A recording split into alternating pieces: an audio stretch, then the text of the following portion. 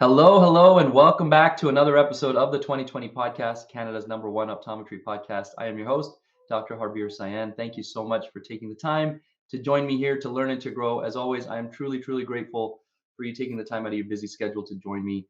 And as always, I'm going to ask you a favor right off the top. If you could please leave a review, leave a rating. Unfortunately, we lost a lot of our ratings due to some glitch in Apple Podcasts. But if you wouldn't mind taking the moment to do that, that'll help us show up more. And, we can share these amazing conversations with our colleagues. And today definitely is going to be an amazing conversation because I have on a superstar, an all-star, a legend in the eye care space, Dr. David Kading. If you don't know him, Dr. David Kading was recognized as one of the top 50 influencers of all time in eye care and one of the top 250 innovators in eye care.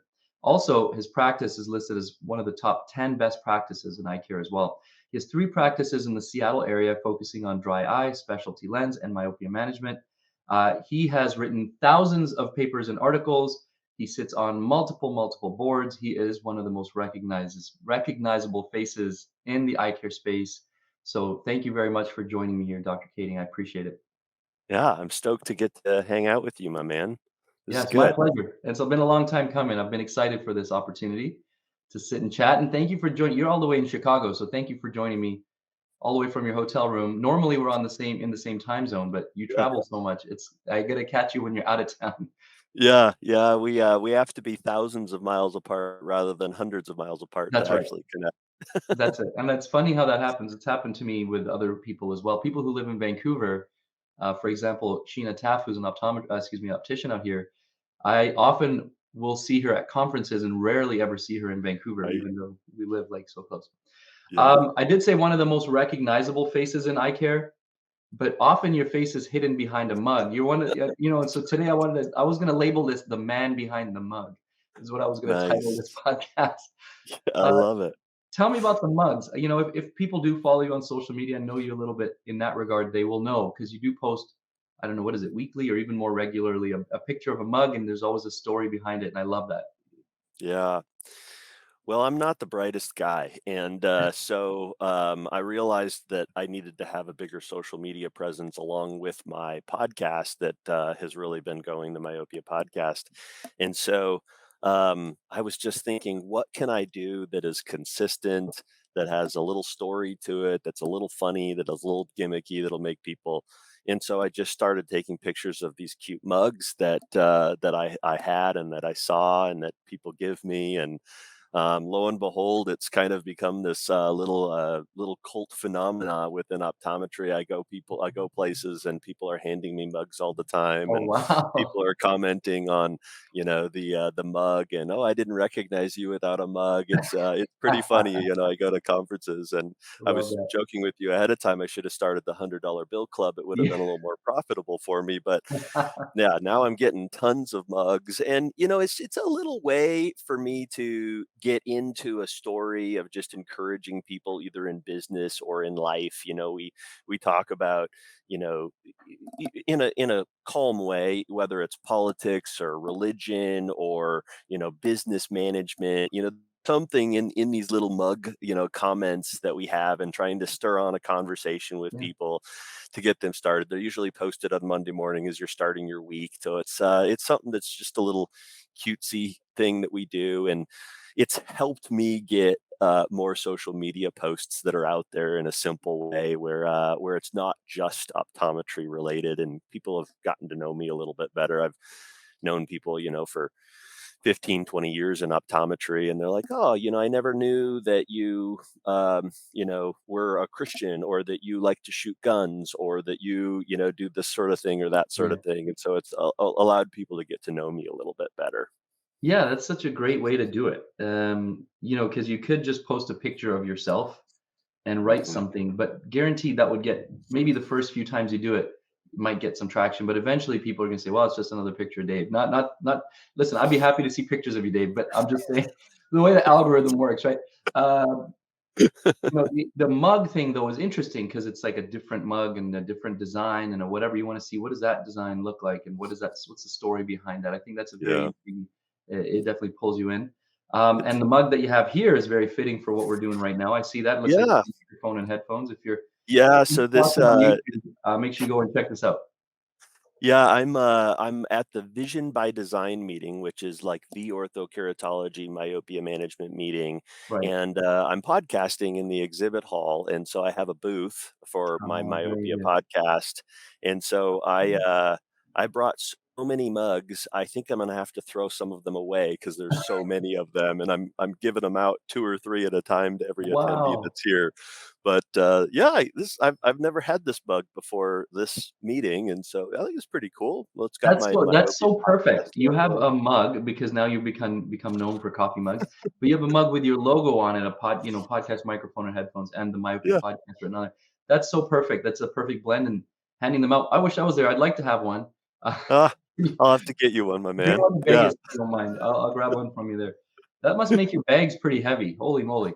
Check that Yeah, in. well, we had to ship them for sure. Okay, that makes more Yeah, sense. way too it was gonna be way I brought 200 mugs. There was no Oh, way. okay. Yeah, fair enough. All right. So Yeah. let's talk a little bit. To be honest with you, Dave, I don't do a lot of clinical conversations on the podcast. We have so many other things we can talk about Yeah. entrepreneurial wise. We can talk about the impact you're making in the industry. We will. But since you talk a lot about myopia, I actually talk quite a bit about myopia as well. I know I'm not at the same level, but like my conversations are often like encouraging colleagues to get into the space. Let's Mhm. talk a little bit about myopia management. I feel like I would be remiss to not bring that up a little bit today with such an expert. Where do you think our profession is at? I know this might be a tough question, but you're out there, you're talking to people.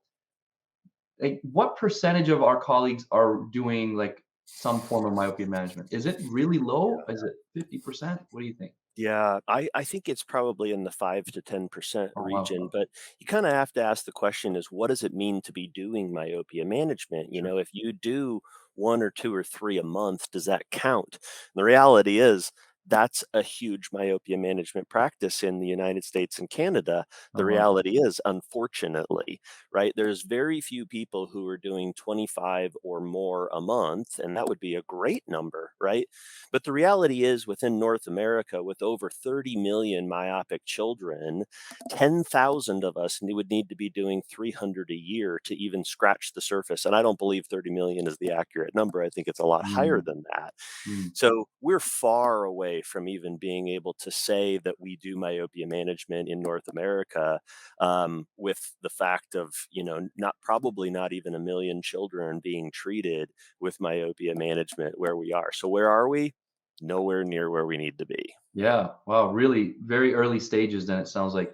And that sounds consistent with what, when I talk to people in industry, what they're saying. Cause I say when I talk about it, I say I kind of got into myopia management by accident, but I mean, unintentionally. Hmm. I just sort of started doing about 6 or 7 years. I can't remember how long ago it's again, because it was so unintentional. I started prescribing atropine, low dose atropine Yeah, and because I'd read, Lamp One or something like that, or maybe before that even, and I was like, oh, I guess this could work. So let's start. And I started seeing good results. So I got more kids on it, yeah, and eventually we started doing soft contact lenses, and we started doing the spectacle. We don't do ortho K, but I refer patients out for that. And now, between the two offices, yeah, I thought I was just sort of dabbling, but it sounds like I'm like doing it quite a bit more than most people. So I've lots of confidence when I talk about it to my colleagues and try to encourage them because I don't know, it seemed like it was easy enough to get into for me, and there's so many patients, like you said, who can be helped by it. yeah. Yeah, I think there's really two things with regards to why it hasn't caught on, despite the fact that everybody would agree that slowing down the progression of myopia is something that we need to do. Hmm. I think the number one reason is because we don't believe that it is a disease, and it Mm. truly is. We have staggering statistics to show that myopia leads to vision loss in the vast majority of people to some degree. Even Mhm. low amounts of myopia are highly associated with macular disease. Mm. So, we can't really just say that a minus one, two, three, 4 is immune from these conditions as they get to be aging. I'm a minus one, and my risk over an emmetrope of getting glaucoma is about 2 times higher. nobody would celebrate me having a 2 times higher risk of any disease, let Hmm. alone a visual threatening disease. We know that as axial length increases, which is the best predictor and measure of us being able to know what's going to happen, our risk factors go substantially up when we get over a 26 millimeter for our axial length. And by the time you get over 29 millimeters in your axial length, 9 out of 10 people will have some sort of a visual impairment of 20/40 or less. Wow. So as we can see, and that's the thing, is that these growth charts are relatively accurate. And if we look at somebody at 5, 6, or 7, we kind of, for the most part, know where they're going to be. Yeah. And by us not doing anything, it's just allowing it to progress because we don't believe that it is a disease and that it is a Yeah. problem. We really shouldn't be celebrating any refractive error in the myopic category because of its additional risk factor. One diopter increases your risk of maculopathy by 40%, from a 1 to Wow. a 2 or a 2 to a 3. Wow. The second reason why I think that we're really not getting into myopia management to the degree is because so many people think that it is complicated, and Yeah. to your point, it really isn't. When we start seeing axial length in our practice on a daily basis, we will become bigger believers. I was not an early adopter to axial length because the way I practice and the way I teach optometrists, by and large, is, can 90% of people do this? Okay, then let's teach that that's what we should do. But Mm-hmm. until innovation is at that point, I don't say, hey, everybody should do this, with the lack of accessibility. So we didn't have axial length devices that could be purchased by a large group of eye care providers until recently. All Mm-hmm. we really had, for the most part, were surgical devices that we were using for cataract surgery. But now in North America, both Canada and the US, we have devices that become autorefractors as well, or Right. keratometers, or they pattern also with a topographer, so that maybe you're doing myopia management on 5 to 10 kids a month, and now your autorefractor dies. Boom! When you go buy a new autorefractor, buy one with a biometer in it, Yeah. right? So, we just don't have room in our offices anymore to buy all this extra stuff. And Yeah. so we have to be adding it in. So, you may not be ready for a biometer right now, but when you do need a new topographer, get one with a biometer in it. And now you're going to be exploding in your myopia management, because you'll do biometry on every single patient and you'll be like, oh my goodness, this really is a signal that this parent has a high axial length. Do they have any kids? And then you start that conversation with everybody. So I think the two reasons really is our lack of calling a disease, and number two is that innovation and the technology hasn't been there yet to really drive it. We've got the treatments, we've Yeah. got the data saying that it works, right? So Right. it's not that, it's the innovation now is coming into our practices, and hopefully 5 and 10 years from now, we will be at a point where most people are buying those equipment, those things, and then they're ready to move forward. Yeah, absolutely. Those are two great points. It reminded me of a saying it's totally out of context. It means used for something very different. But the saying is, the only thing evil needs to triumph is for good people to do nothing. And I feel like this Yeah, is a very myopia here is the evil, right? And yeah, you just sit around and don't do anything, it's going to continue to progress and cause the visual issues that it will. But absolutely, I think it's certainly something that I encourage all our colleagues to get into even a little bit. But a good point you made earlier is like, what do you consider myopia management? Because when I do my lectures, I had somebody come up to me, older doctor come up to me and was like, "Well, I've been doing myopia management for 30 years." I was like, "Oh, wow. What is that? Like, can you tell me what that means, what that entails?" He's like, "Well, I've been encouraging patients to go spend more time outdoors. Isn't that myopia management?" I said, "Well, yes, you're not wrong." So yeah, how do we classify myopia management? I think in this case, we're talking about actually initiating some form of a treatment. And then, what's the threshold? How many are you doing in a month? But ultimately, just get started. Do one, see how it yeah, feels. yeah. Love. Yeah, and when you get to the point where I think you either are or are close to that you can't handle somebody not doing myopia management in your practice, it would be like you watching a glaucoma patient continuing to progress because they're not doing treatment, right? And and I'm kind of black and white in a lot of things in my life, and this is one of them, right? My patients either move forward with myopia management eventually, or they leave my practice. That sounds rather harsh, but what I mean by that is if you don't start myopia management right now, no problem. I'll see you in 3 months. We'll track the progress, right? You're not going to start it in 3 months? No problem. We'll see you in 3 months. We'll track your axial length and your refraction. And the patients will either get sick of coming in because I'm passionate about it, or they'll see that, hey, yeah, my kid is progressing. Like the doctor was right. Like this is a problem. Johnny is now gone from a -50 and now he's a 1.25, and the growth curve shows that he's going to continue up. And over this last 6 months, the data points continue to show that he is going up. Maybe there's something to this. And so we see patients back for free consultations until they move forward, or they quit. Right. So they're out. They're like, we're going to go see Wow. somebody who's just going to passively watch this. So you bring them back for free. They'll just keep coming back and doing the axial length measurements until they either decide to move forward with something or see you later. We're not coming back anymore. Yep. Wow.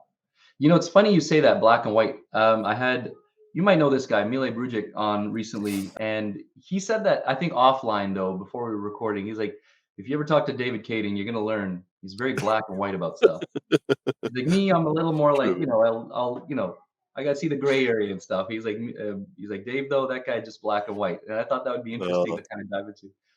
Tell me yeah, about the that's black true. and white and how that plays into other things that you do. Is it truly like that? Are you like an on and off kind of guy, or like you're either in or out?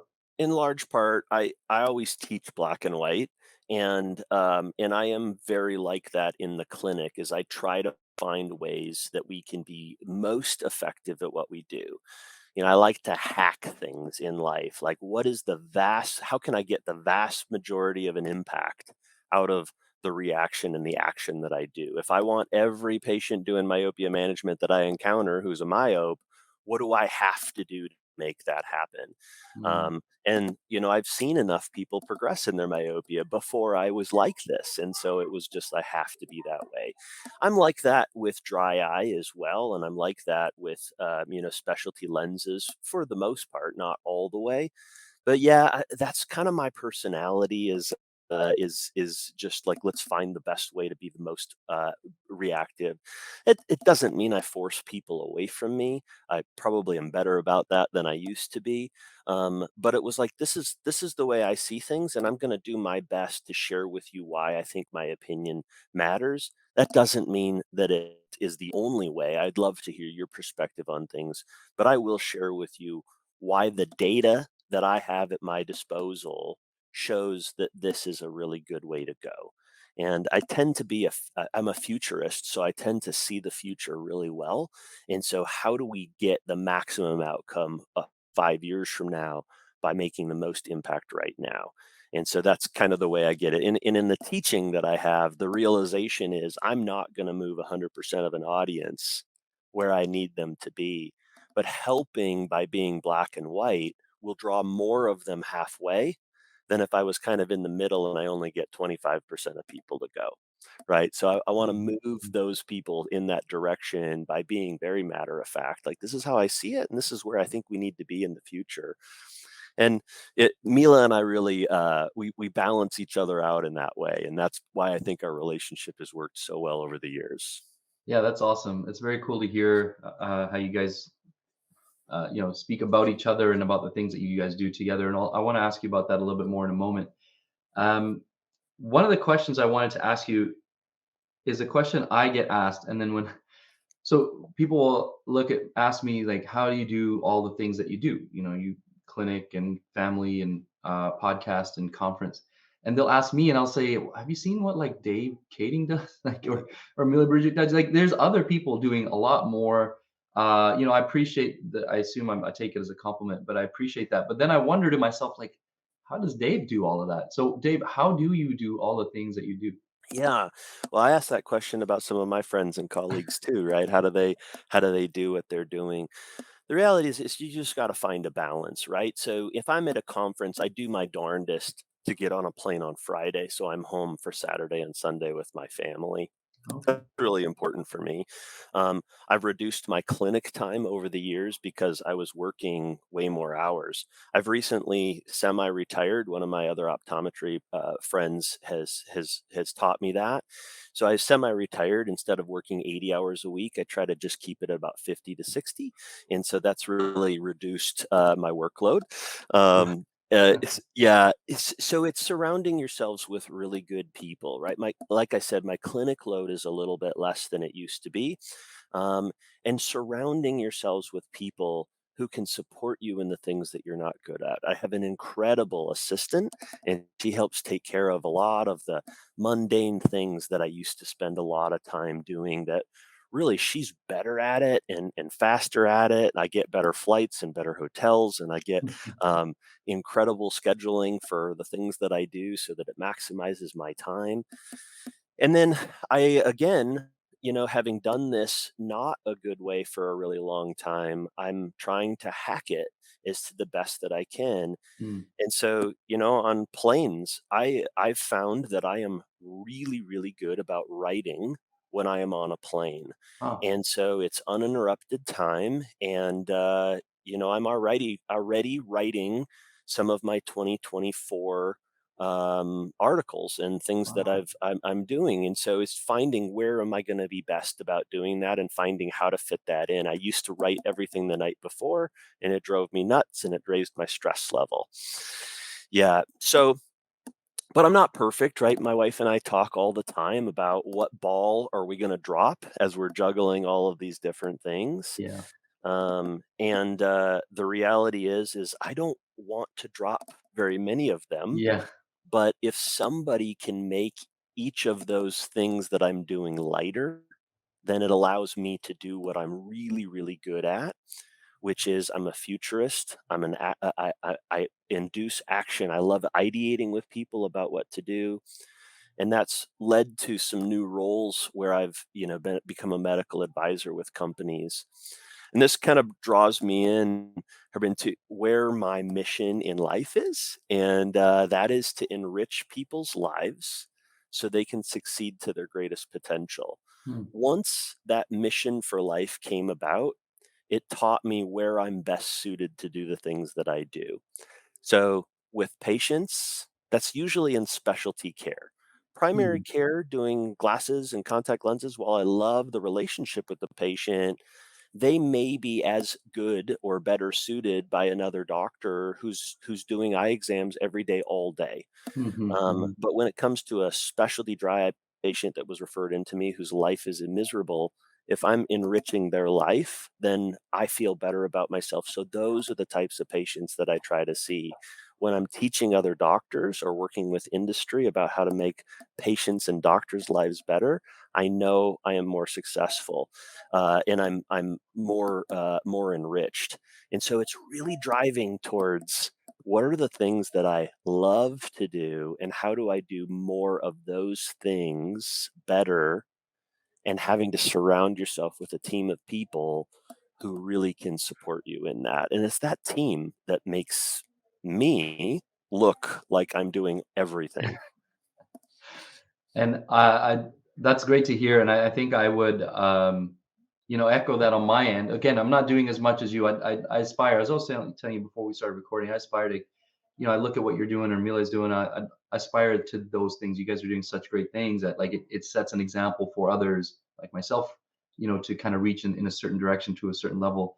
But when I answer that question, if somebody asks me, my number one answer is that I'm lucky to have a lot of support, Mhm. as in my wife, and who encourages me or supports me in all these endeavors, but obviously Yeah. taking care of things at home, and then business partner, and so on, and all these other things taken care of, that allows me to kind of explore these other opportunities and find the things that I love as well. And I really feel that what you're saying about the specialty care, because that's something that I'm starting to lean into more, and I'm finding the fulfillment that I get from that is definite. It's very different than the primary care. while I still, Yeah. like you said, I love my interaction with my patients, but the specialty care, it gives you very different level of satisfaction. That's for sure.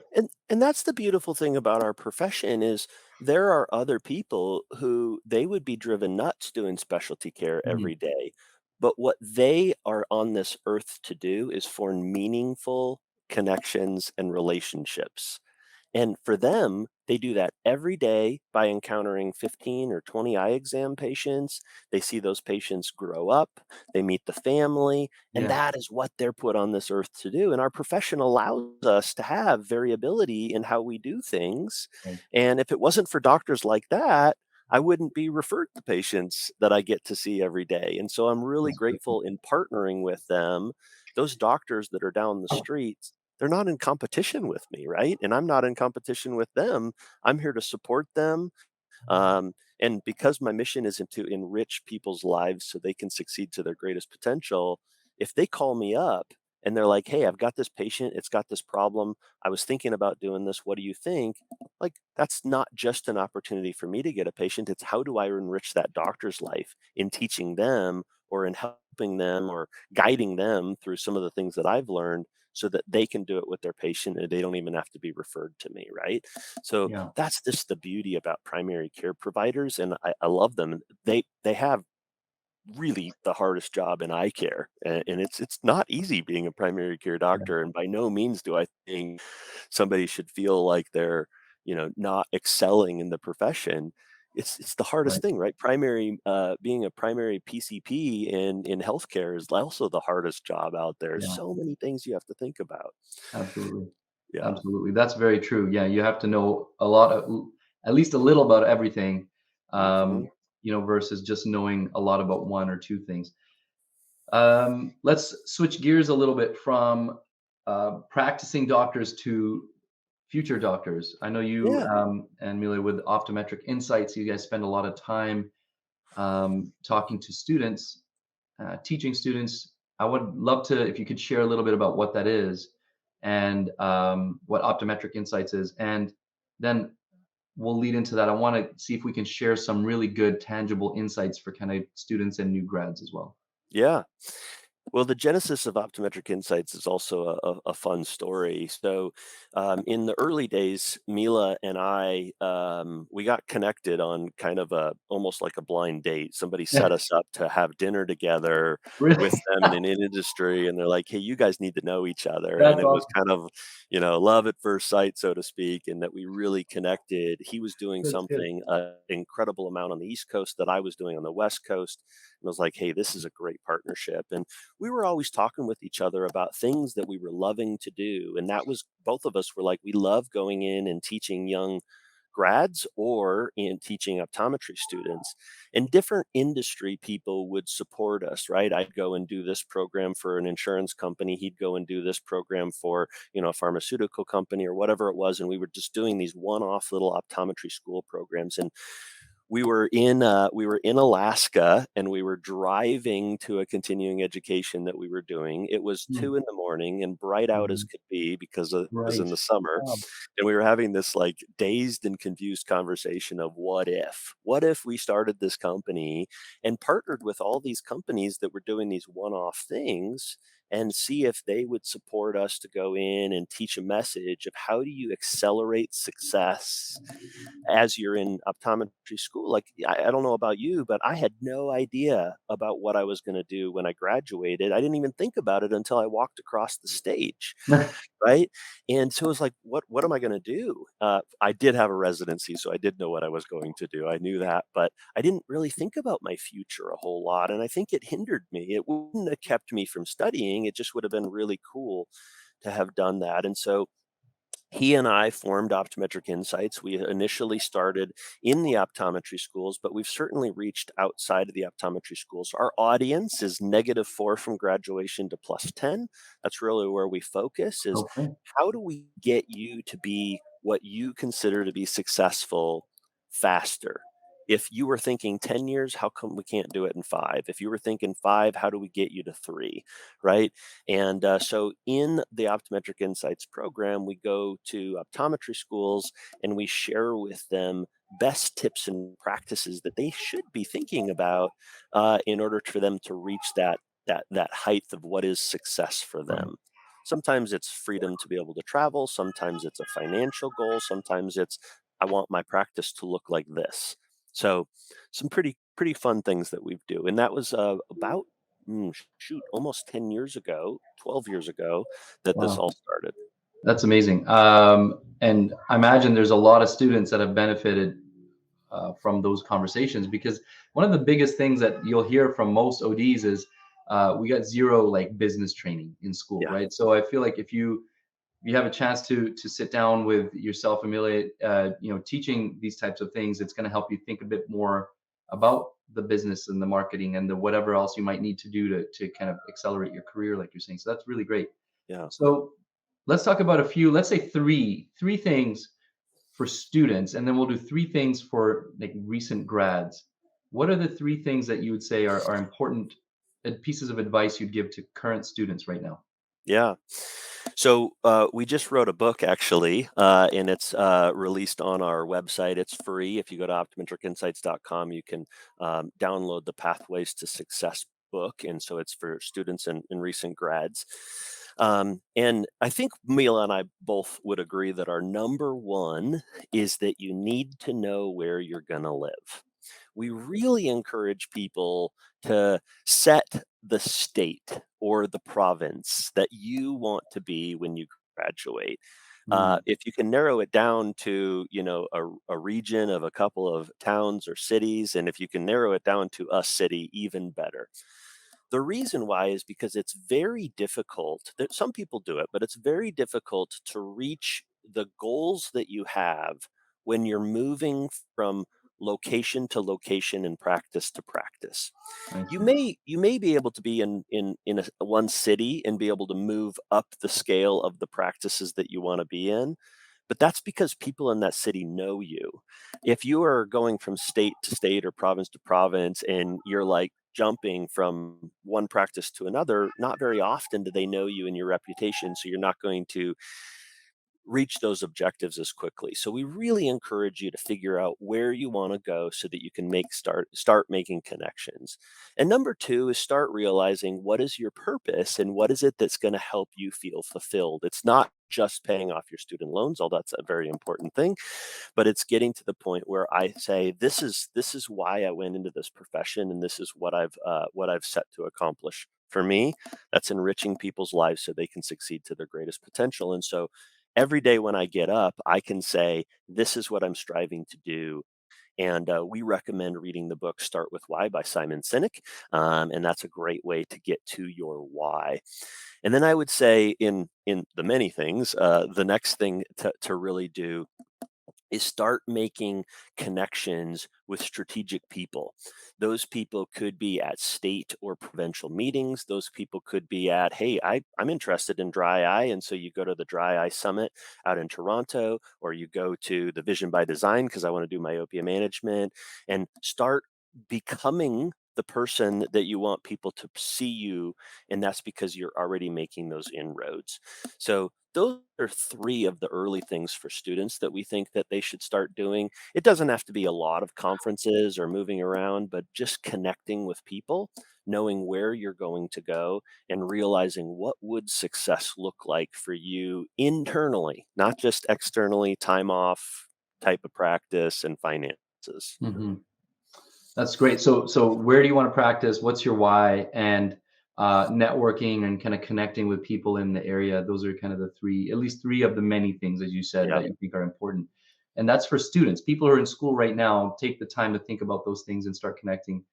Those are amazing pieces of advice. I think I got lucky with the where. I knew I was coming back to Vancouver. That was never a question for me, and it allowed me to start to connect with people right away because I planned my last clinical rotation in Vancouver, so I Yeah. was at a little bit of a head start. But the networking part to me is like super important. I feel most of the things that have happened for me in my career have come around because I got to know other people who could support me or provide the opportunity or present the opportunity. And a lot of that came through our provincial association. So I always encourage students and new grads, get involved in your association, your state or provincial association or society and start to meet people, because you never know what kind of opportunities are going to come up Yeah. through those conversations.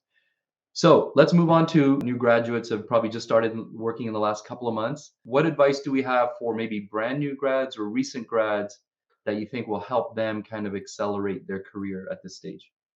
Yeah, I think first of all is realizing what it is about optometry that you're finding you're most passionate about. I do realize that in the optometry world that my grandfather practiced in from the year of 1950 to 2000, those 50 years of practice were really about building a foundation for what optometry is. And my grandfather anticipated that the next 50 years would be years of innovation for eye care. He wrote me a letter in optometry school. He's like, I learned pharmaceuticals, you're going to learn technology. And he's just like dead Very cool. on, right? And is Yeah. saying that. So finding the areas that are you're really passionate about. And I do believe that the vast majority of us will be leaning in the direction of a specialty of some sort because we are going so deep in glaucoma, macular disease, low vision, vision therapy, myopia, dry eye, specialty contact lenses, that that aspect of your practice will really help drive you financially, and it will also help drive your practice to set itself apart. So Mm, find out what that is something that's passionate about. The likelihood that the practice that you are in right now is going to be your final practice is kind of a 50-50, right? I thought the first practice I joined was going to be my final practice. mm, And lo and behold, it wasn't. And they fired me because they knew it wasn't the best fit for them and it wasn't the best fit for me. And they saw my future and knew that I was going to be better suited, not in a primary care practice seeing exams all day long, but I was going to be yeah. better suited doing specialty care. So realizing where you're at will help you get there quicker. Number two, and this is a controversial one, Habir.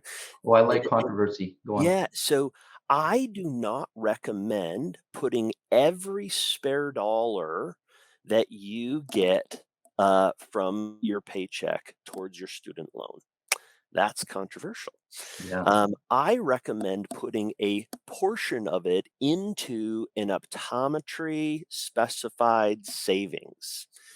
And the reason why is that 5 years from now, if you have done that, you will have an incredible leverage to buy a practice, to put a down payment on something, to do whatever it may be. Or if you've been aggressive at it, you could pay off your student loans just like that. But you'll be 5 years down the road and having that little bit of knowledge of what you're wanting to do with the rest of your career will help set you apart than some of the other colleagues who don't have cash right at hand. Now, again, that's controversial because I'm one of the most anti debt people that are out there. Mm, So I still think you should be paying down your debt, but I think that you're putting that extra large amount of money away in a savings so that you have opportunity when it presents itself. And if 5 years down the road, you're in the practice of your dreams, you're doing what you want to do, you'll have a huge cash layout that you yeah. could then drop your debt. You'll have paid a little bit for it in interest, Sure. but that is a small cost to pay should you decide that you want to be able to do something. And right now, you can get CDs for 5%. I mean, and that's close to what our interest rate is. Not Yeah. quite, but pretty close to what 6 or 7% interest rates that So I students was are going to coming say, up with. because right now savings rates or saving interest rates are pretty high. Are you saying just drop it in a savings account, or are you saying invest it in something like put it in a index fund or Some something that might grow over Yeah, time? somewhat liquid if you can, and a low risk place, right? So an index fund's a good place as long as you're not going to see a huge drop in the market that's gonna really drop you. So I yeah, mean, yeah, so I think a safe okay. place is to Yeah. do some sort of a money market or a high interest CD, which Yeah. right now CDs are running about 5%. And that's huge, right? We haven't seen that. Now, I don't think that's a good place to have all of your investment for the No. future is at a Yeah. 5%. But when you're looking at your money being accessible within a set time period and it's a low risk, I think that's an okay place to be. And there's controversy, and we could argue back and forth about how that fits in. But I love having opportunity with cash when an opportunity presents itself. when my most recent practice came for sale, I had the leverage of my other practice and the leverage of cash Mm-mm. to be able to buy the practice where other recent grads had put offers in, but couldn't get it because they didn't have enough of a down payment and they couldn't make the bank feel good enough about the offer where I could. And of Yeah. course, I've been out for a lot longer, but I had cash accessible to me to be able to do that. And so those opportunities may not be available to you if you don't have. We could go off on that. And then I Absolutely. think the third thing is really starting to connect with all of your colleagues, right? You said it, is that networking is so key. I think getting to know all the doctors in the area, and that's just going and having lunch once a week with a new doctor, making sure you're part of your association and your state or provincial meetings, right? Going to those and making sure that you are known and that you make yourself known to those people so that you can best refer your patients when you're not comfortable with something, and so that other people can learn, oh man, you just got back from such and such a conference and you just learned a whole bunch about whatever it was that you're passionate about. Oh, super. I want to refer my patients to you. Yeah, that's great. Great advice. Thank you very much. All right, Dave, before we wrap up, there's always two questions I like to ask every guest at the end of every episode. Before we get to that, I'd like to ask, how can people find you and learn more about you or Optometric Insights, the Myopia podcast? What contact info would you like to share? Yeah. So the we're launching, and depending on when we're going to be launching this, I'm partnering with marketing ECPs as you do so well, and we're launching the myopia website.com, Oh, very and good. that's where the Myopia podcast is going to also be living, and so Excellent. you can search for anything myopia as well as the Myopia newsletter through that contact information. You can reach me on social at Dave Kading with all of the social handles. And then optometricinsights.com is a great place for us to learn more about the resources and the things that we're coming out with in the student arena. Very good. Very good. And shout out to Marketing for ECPs. I'm glad that you're working with them. They're a great team. So that's really They nice. are. All right. So, Dave, last two questions. The first one is, if we could hop in a time machine and go back to a time where younger Dave was struggling with something. Now, you're welcome to share the moment or the experience if you'd like, but more importantly, what advice would you give to younger Dave at that time? Yeah, yeah, that's all about that juggling, right? And looking at the big picture. So, I think when younger Dave has been focused on the weeds, younger Dave hasn't been happy. Like I said, I'm a futurist and I'm a big picture person. I do not do well with details and how to accomplish the every single step. And so I would just encourage younger Dave to get himself affiliated with other people that can crush it in those areas far better than he can, and to start looking at where the strengths really lie. And I think that's what we really need to do with is knowing what our mission, knowing what our vision is, and then being able to surround ourselves with the people who really fill in with goo all of the areas that we are very poor at. I Yeah, think you said it yourself, right? Surrounding yourself with people like your wife, who is the best advocate for you. My wife is the same thing. She's my business partner. She's an optometrist in our practice, and she and I have really done what we've done to be able to grow the practice and advocates for me to get out. And then she's also really good about helping me, not in a bad way, but realize where other people can help support me. So that would be where I would go talk to younger Dave. that's awesome. Yeah, that's great advice. No, it's very important to have somebody who can, maybe for lack of a better term, point out your flaws or your weak spots and encourage you to kind of fill those with whether it's supporting cast or other things that can help you. I always find that one of the most valuable things is when people can give me very direct, very frank feedback. Yeah. Um, and if it means, sorry, that was really bad, that's what I want to hear. Yeah. I'm lucky to have my wife is not afraid to give me that feedback, and a couple of my really good friends. Just thankfully, those are my friends, and that's who they happen to be. But they will give me the feedback of like, what is that? What are you doing there? That looks Yeah. silly. But it helps me grow. So that's really good advice to younger Dave to kind of surround yourself with those people. So the final question, everything that you've accomplished to this point, and there was a long list of them that we kind of named not even all of them at the top of the podcast, really, but all of the things that you've accomplished and continue to accomplish, Dave.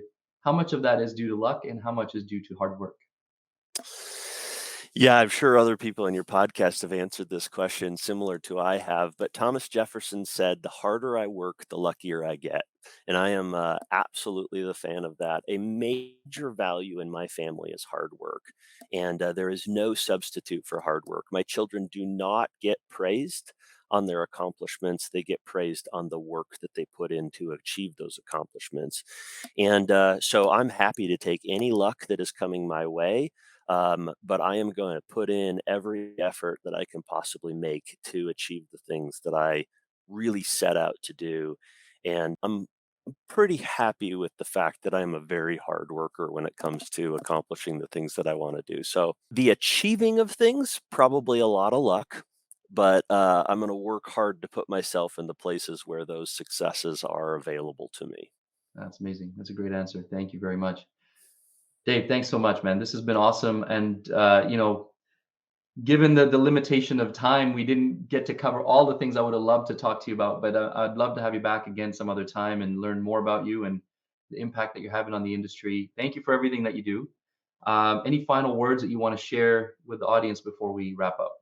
No, I love what you do in your podcast in that you combine, life wisdom, that you combine, knowledge of the industry and the eye care space, as well as some occasional clinical stuff. I think you do a really good job of balancing that. Thank I'm you. grateful for your podcast in our industry. I know so many other people are. As a podcaster myself, I have to say to your listeners, those reviews that you leave the podcast, they mean the world. So he's asking for them, and I would encourage you to if you like the podcast, to leave why you like the podcast and to leave those reviews. As far as the aspects of life, I think that the ability for us to really live. I think the quote is out there that a man is born twice: the day he comes out of his mother's womb, and the second one is when they realize a man or a woman is realizing what they're put on this planet to accomplish. Mm, And those have been things, particularly in the last 5 to 7 years, that have really kind of come to me, and that helps you achieve a much more fulfilled life. And I think that a lot of us are looking for the success outside of ourselves in other people and their accolades towards us. But mhm. if you know what you're supposed to be doing, it guides the work that you do and it reframes success. And I just think that's the key thing that we need to be doing and looking for in our quiet times, in those moments that we are reflecting on our own lives. So that's what I would encourage people to do: is take that time to find what were you put on this planet to accomplish and chase after that. I love that. That's great insight. Thank you. Great wisdom. Thank you so much, Dave. I appreciate it. Really grateful for everything that you're doing. And thank you for sharing all that insight on the podcast. And thank you to everybody who's listening and watching to the 2020 podcast, Canada's #1 optometry podcast. Don't forget to leave a review, and I'll see you guys in the next episode.